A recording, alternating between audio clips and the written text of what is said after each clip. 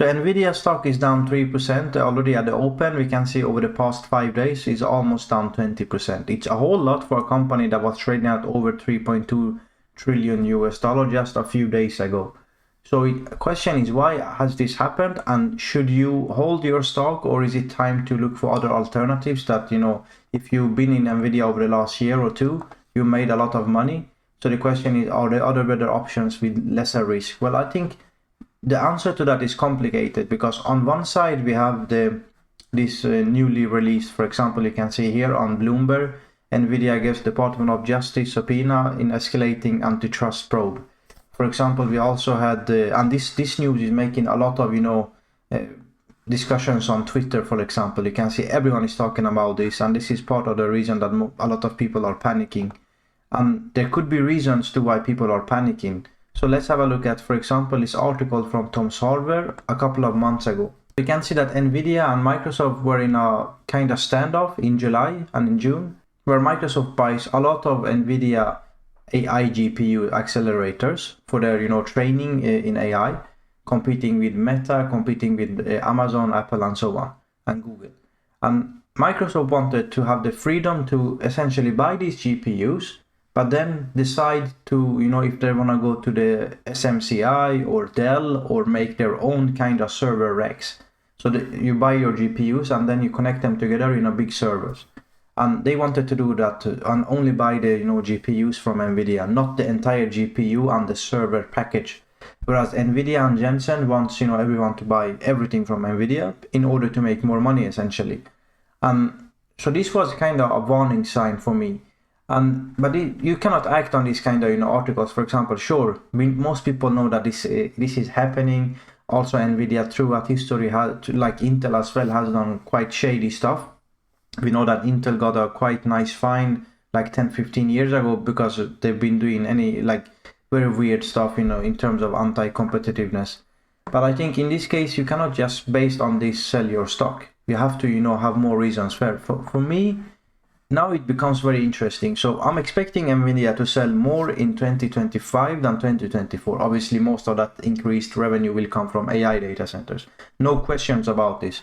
We know that if you follow the AI data center market, if you follow, for example, the CoWoS allocation, which is one fundamental packaging step in making these GPUs, TSMC they cannot stop talking about the demand, increasing price. You follow the supply chain, you follow the guys that are making the memory like Samsung, Micron, or SK Hynix, they are sold out. So everyone is sold out, everyone is screaming about more demand and supply. And even AMD, you can see that although compared to Nvidia, they are nothing in revenue wise, they're on a good way to almost 10x their sales, even more, in less than 1 year. So even AMD, that is selling like less than 10% of Nvidia in 2024, are also like 10xing. So everyone is selling. Anyone that has anything to sell are selling, and the demand doesn't look like to stop, at least within the 9 to 12 months from now. So the question is, why should you worry then? Because if you take a chance that this thing will turn out to be nothing, then you should be safe, right? Well, not 100% sure, despite the revenue also increasing. Because remember that Nvidia, so if you look at 2023, the yellow numbers, revenue, they had like 98 or 99% of the market. They sold almost 50 billion in AI data center GPUs. AMD sold less than $500 million, I think closer to 450 million. Going into this year, Nvidia doubled their sales. AMD like almost 10x most likely when we summarize the year. But that kind of doesn't matter for Nvidia, because AMD goes from let's say $500 million to 4 or 5 billion, right? Nvidia goes from 40 to almost 100. So in terms of percentage increase, AMD is much faster, sure, but it still doesn't matter, because Nvidia is holding something like 90 or 95% of the market. But the question comes, going into 2025, I think AMD will increase their revenue again. Obviously not by 10x, but I think AMD they have a good shot to doubling, at best tripling their sales.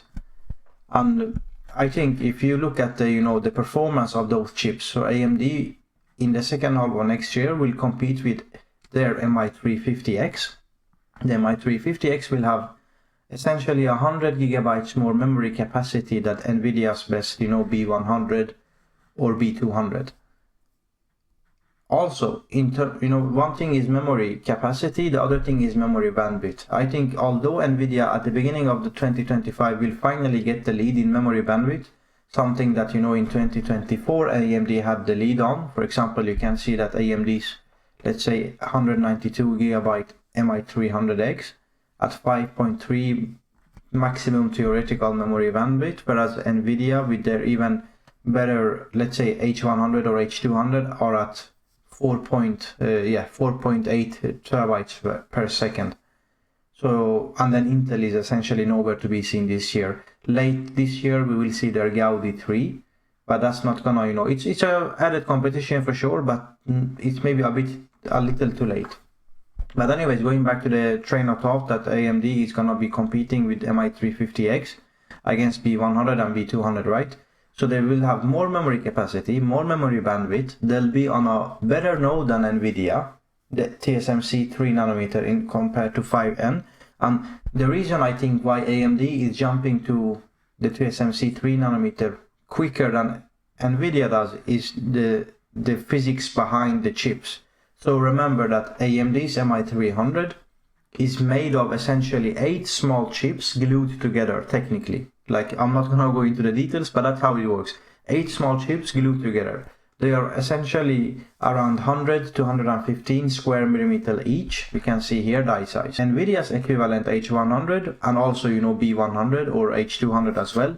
They are roughly also all around 815 square millimeters. And once you manufacture a die, you're gonna get much better yield if you manufacture the smaller dies than the big die, especially speaking in a more advanced node. So for example, as I mentioned, AMD is looking to jump to TSMC 3 nanometer. They can do that technically because they're gonna go from to a more advanced node, but on a very small die.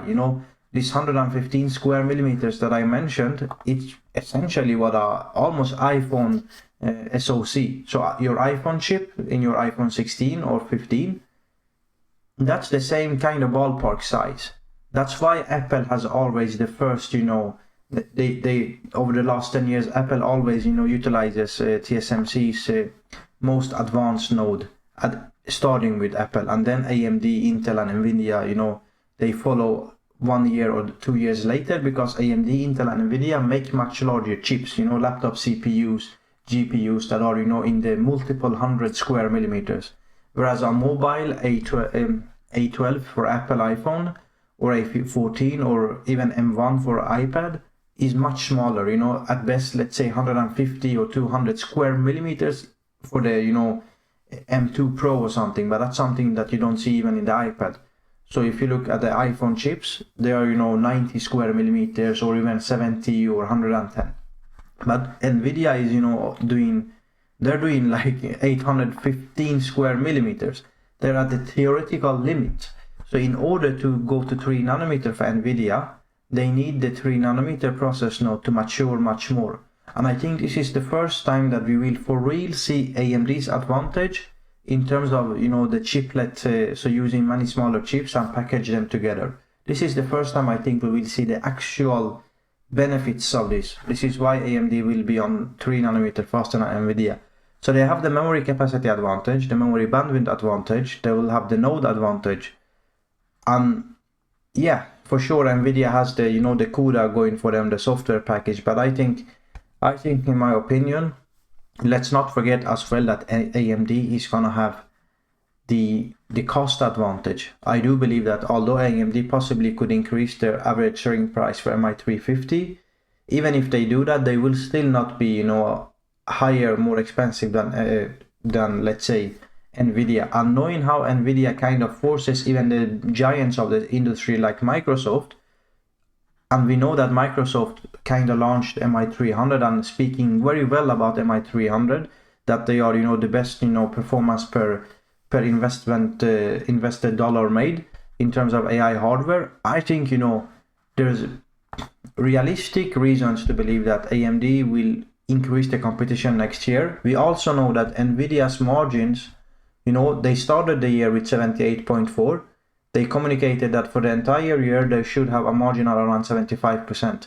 They had Q2 of 75. They guided for Q3 of 75 or thereabouts, which means that the only way for the full year to be the guided 75% for the entire year is for Q4 to be, let's say, around 72 or 73% gross margin, which is quite, I mean, it's still insane, like insane number, 72% gross margin. So nothing to talk bad about that. It's just it's lower. The trend is pointing downwards, and you can see if you go to mainstream, the operating income on a revenue blue, operating income in orange.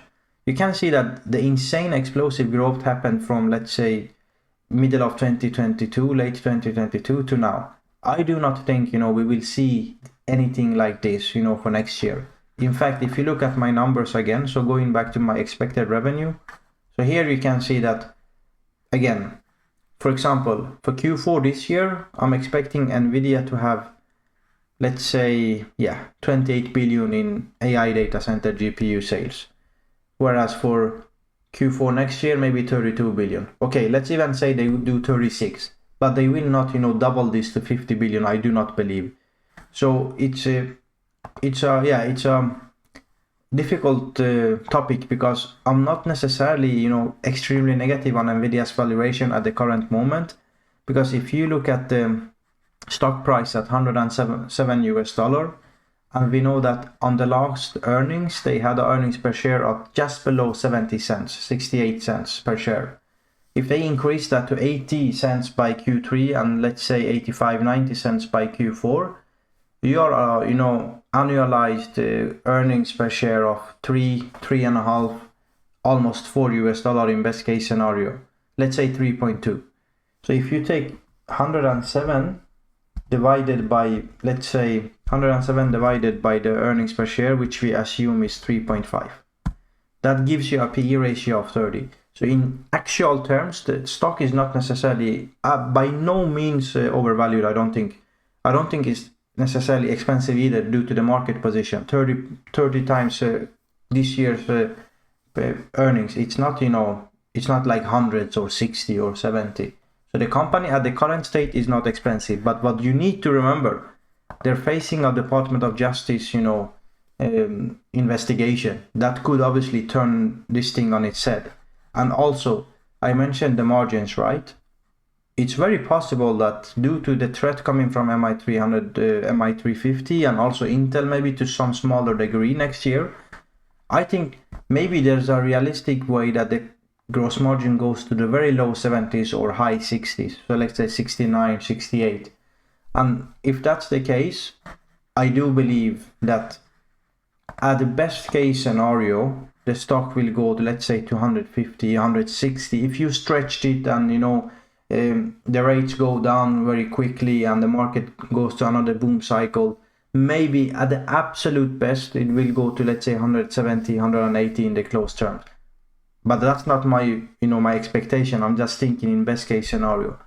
And again, the stock is not overvalued by no means, but there's real danger here. So I wouldn't buy at these levels. If the stock can be bought at, let's say, $80 or at closer to this level, 77 or somewhere there, that would put it at a PE ratio closer to 22, 23. That would, I think, consider a bit of the risk that, they are facing from DOJ, and also, increase competition. But at this level, I'm not necessarily saying that you should sell, but I'm just, giving you everything on your hands, that looking at the numbers, although they will have Blackwell is strong, they will have much more tough competition from AMD next year and this year. In fact, AMD's MI300, although it's on inferencing side very competitive, it's their essentially first AI optimized generation of AI hardware. And even then, I wouldn't say it's fully AI optimized. I think it's a mix of AI and high performance computing. And why is that, important to know? Well, AI is usually focusing on FP8, FP4, and, FP16, whereas HPC is focusing more on a higher precision, like 32, FP32, FP64. So, and again, this is where my limits are on hardware, but I think if you go to FP64 and FP32, either you optimize your hardware for that side, so HPC, high performance computing, or you optimize for, the AI workloads, or FP4, and, less precision, but more calculations, less precise calculations, I guess, but more of them. And that's what you need for inference. So I think, MI300 from AMD until now has been kind of a mix of it, whereas Nvidia's H100 and H200 has been much more focused on AI workloads. So with MI350 for AMD, that's the first full generation where I think they're fully focused on, the lower end of the scale, FP8, FP16 and FP4. And that is why I think, there's increased competition. And again, they have the memory capacity advantage. They have the most likely memory bandwidth advantage, and even Intel will have, the Falcon Shores. Let's wait and see. We don't know a whole lot about it other than consumes a whole lot of wattage, 1500 or 1400, but it's gonna have a lot of memory. Memory bandwidth is competitive with Nvidia and even AMD, but I think AMD will get the upper hand here. So anyways, that's gonna, that's gonna do it for today's video. Again, let's see the market finally. Yeah, it's kind of rebounded a bit of the loss of the day, but I think, you should consider these facts. But again, don't think that I'm telling you that you should sell or buy. I'm just, sharing my ideas. So please like video. Thank you for watching it, and thank you for your time. And yeah, see you in the next one.